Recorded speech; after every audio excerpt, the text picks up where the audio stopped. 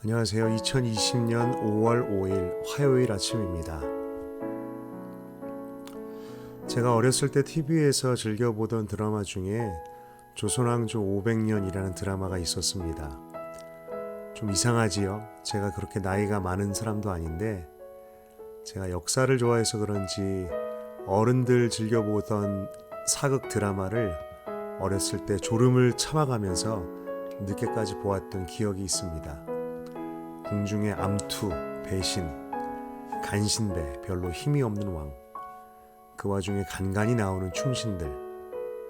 성경을 읽으면서 내가 지금 사극 드라마를 보는 중인가 하는 생각이 들 때가 있습니다. 오늘 함께 읽을 역대하 22장부터 24장까지의 이야기가 그렇습니다. 한편의 사극, 대하 드라마를 보는 것 같은 느낌인데요. 그 중에 24장 15절에서 22절 말씀을 함께 읽고 묵상하려고 합니다. 역대하 24장 15절에서 22절 말씀입니다. 여호야다가 나이가 많고 늙어서 죽으니 죽을 때에 130세라. 무리가 다윗성 여러 왕의 묘실 중에 장사하였으니 이는 그가 이스라엘과 하나님과 그의 성전에 대하여 선을 행하였음이더라. 여호야다가 죽은 후에 유다 방백들이 와서 왕에게 절하매 왕이 그들의 말을 듣고 그의 조상들의 하나님 여호와의 전을 버리고 아세라 목상과 우상을 섬겼으므로 그 죄로 말미암아 진노가 유다와 예루살렘에 임하니라. 그러나 여호와께서 그들에게 선지자를 보내사 다시 여호와에게로 돌아오게 하려 하심에 선지자들이 그들에게 경고하였으나 듣지 아니하니라. 이에 하나님의 영이 제사장 여호야다의 아들 스가랴를 감동시키심에 그가 백성 앞에 높이 서서 그들에게 이르되 하나님이 이같이 말씀하시기를 너희가 어찌하여 여호와의 명령을 거역하여 스스로 형통하지 못하게 하느냐 하셨나니 너희가 여호와를 버렸으므로 여호와께서도 너희를 버리셨느니라 하나. 무리가 함께 꾀하고 왕의 명령을 따라 그를 여호와의 전뜰 안에서 돌로 쳐 죽였더라. 요아스 왕이 이와 같이 스가랴의 아버지 여호야다가 베푼 은혜를 기억하지 아니하고 그의 아들을 죽이니 그가 죽을 때에 이르되 여호와는 감찰하시고 신원하여 주옵소서 하니라. 유다왕 아하시야가 북이스라엘과 엮인 사건과 전쟁통에 죽음을 당합니다. 그의 어머니 아달랴, 바로 아합의 딸이었던 여인이 그 혼란한 틈을 타서 왕위에 오르고 유다의 왕족 다윗의 혈통의 씨를 말리려고 합니다. 이때 어린아기 요아스를 그의 고모인 여호사브앗이 빼내서 성전에 숨겨서 그를 기릅니다. 그리고 6년 후에 그의 남편 요아스의 고모부 여호야다가 용기를 내어 아달랴를 몰아내고 다시 다윗의 왕가를 회복시킵니다. 그리고 나라를 개혁하고 백성들과 다시 언약을 세우고 성전을 정결케 하고 부정한 것을 몰아내고 바알의 제단을 헐어버립니다. 하나님께서 정말 기뻐하시고 시원해 하셨을 것 같습니다. 성경은 여호야다라는 인물을 매우 높게 평가합니다. 무리가 다윗성 여러 왕의 묘실 중에 장사하였으니 이는 그가 이스라엘과 하나님과 그의 성전에 대하여 선을 행하였음이더라. 그는 하나님 앞과 사람들 앞에 동시에 인정받았던 것 같습니다. 그랬기에 그는 왕족이 아님에도 불구하고 다윗성 왕들의 묘실에 장사되었습니다. 영예 중에 영예였겠지요. 그리고 그 이유를 그가 이스라엘과 하나님과 그의 성전에 대하여 선을 행하였기 때문이라고 기록합니다. 이스라엘과 하나님과 그의 성전에 대하여 하나님께서 귀하게 여기시는 일과 그 대상에 대하여 여호야다는 자신의 일생을 들여서 헌신하고 충성하였습니다. 하나님을 섬기는 일뿐만이 아니라 하나님의 백성 이스라엘에 대하여서 하나님께서 귀하게 여기시고 소중하게 여기시는 그분의 나라, 그분의 백성에 대하여, 그리고 하나님의 집, 임재의 처소, 성전에 대하여서도 제 자신을 돌아보게 됩니다. 나는 하나님을 사랑하고 섬기는 일이 중요하다고 알고 그렇게 행하고자 애쓰고 있기는 하지만 그 사랑이 나와 하나님과의 관계에만 집중되어 있지는 않은가? 정작 하나님께서 소중하게 여기시는 것과 그 대상에는 얼마나 많은 관심이 있는가? 얼마나 나의 에너지와 열정을 쏟고 있는가? 하나님께서 소중히 여기시는 그분의 백성들에 대하여, 영혼들에 대하여, 예배와 교회 공동체를 향하여 여호야다는 하나님의 마음이 있는 곳에 전심으로 자신의 삶을 드리고 그분의 뜻대로 행하고 섬겼습니다. 이러니 하나님께서 기뻐하실 수밖에 없는 인생, 하나님께서 인정받을 수밖에 없는 인생이었을 것입니다. 정말 여호야다만큼만 살았으면 참 좋겠습니다. 그만큼만 살면 그만큼만 주님의 뜻 가운데 헌신하며 충성하며 살 수 있다면. 성경은 또한 이렇게 기록합니다. 제사장 여호야다가 세상에 사는 모든 날에 여호아스가 여호와 보시기에 정직하게 행하였다. 그가 살아있던 동안에는 여호아스 왕이 하나님만 섬기며 하나님 앞에서 그 조상 다윗과 같은 길을 걸었습니다. 하지만 그가 죽은 후에는 하나님의 말씀이 아닌 사람의 말에 귀를 기울이고 하나님의 성전을 버리고 아세라 목상과 우상을 섬기게 됩니다. 그리고는 그를 향한 하나님의 진노와 징계의 메시지를 전하는 선지자를 그만 돌로 쳐 죽이고 맙니다. 이 사건, 여호야다의 아들 스가랴를 죽인 사건은 정말 어처구니가 없습니다. 하나님께서 그 백성을 돌아오게 하려고 선지자를 보내시지만 그 백성들은 오히려 그 선지자를 죽이고 마는, 예수님께서 말씀하신 포도원 지기와 주인의 비유가 생각나는 장면입니다. 그리고 예수님께서 말씀하셨던 성전과 제단 사이에서 흘린 사가랴의 피도 이 사건을 말하는 것으로 보기도 합니다. 그런데 이런 사건은 정말 악한 왕, 므낫세나 아합이나 헤롯 왕 같은 왕이나 행할 법한 그런 일이 아닌가요? 어째서 선한 왕의 범주에 들어갈 법한 요아스 왕이 성전을 보수하고 나라를 개혁했던, 하나님 앞에 정직하게 행했던 왕이 이런 일을 행할 수가 있었을까요? 그런데 도리어 성경을 통해서 말씀해 주시는 바는 그것이 바로 인간이다 라고 하시는 것 같습니다.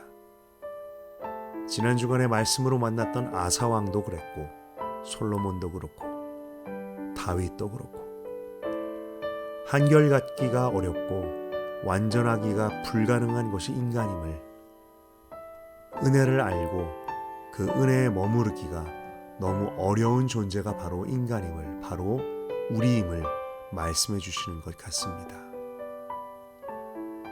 성경은 요아스 왕이 여호야다가 베푼 은혜를 기억하지 않았다라고 기록합니다. 그가 잊었던 은혜는 무엇이었을까요? 그는 하마터면 죽을 뻔한 생명을 자신의 고모가 구해주었던 것을 잊지 않았을까요?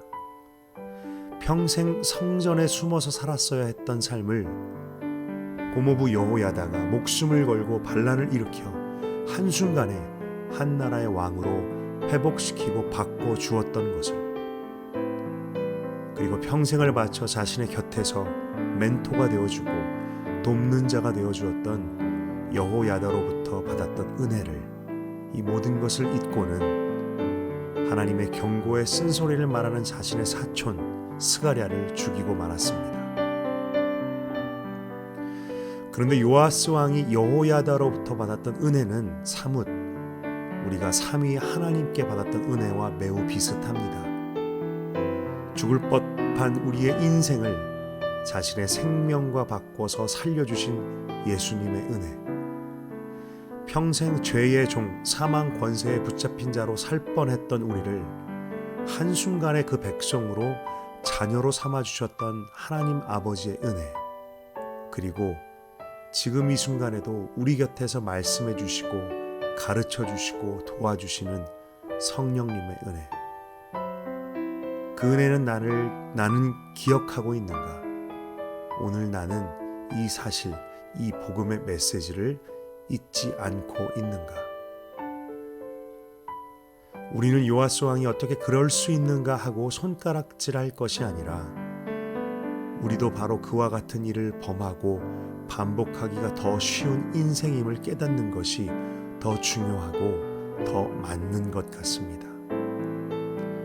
은혜 갚은 토끼, 은혜 갚은 호랑이, 은혜 갚은 까치들은 있는데 사람은 정작, 우리는 정작 그 은혜를 기억하지 못하는 것이 더 쉽습니다.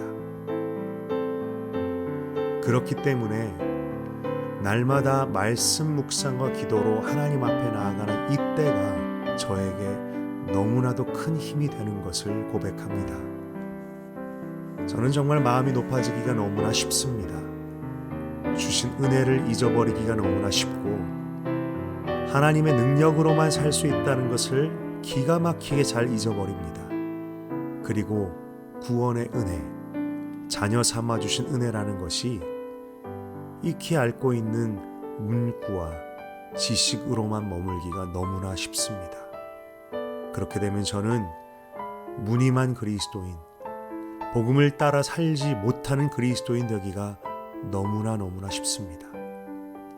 이런 저에게 매일 아침 말씀과 기도로 나아가는 시간이 나를 지탱하고 나로 하여금 주님의 음성을 듣게 하며 나의 오늘을 붙드는 힘이 되는 것을 요즘 바이러스 사태로 인해서 본의 아니게 이때에 새롭게 배웁니다.